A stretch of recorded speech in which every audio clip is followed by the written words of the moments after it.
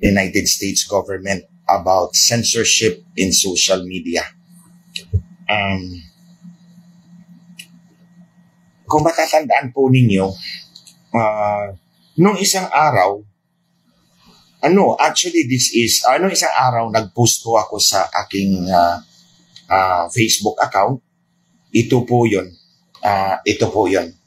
Makikita niyo ba? Yan.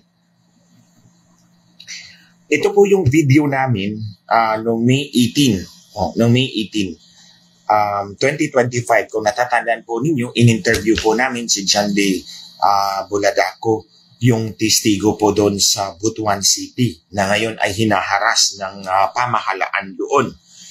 Anyway, that's a separate topic. So, nauna pong in-interview si Janly Buladaco, pagkatapos ako. And then, May 18 po ito, kung matatandaan po ninyo. And noong May 26 or 8 days later, ay pinatanggal yung video na yon. Your video is unavailable in the Philippines. Why this happened?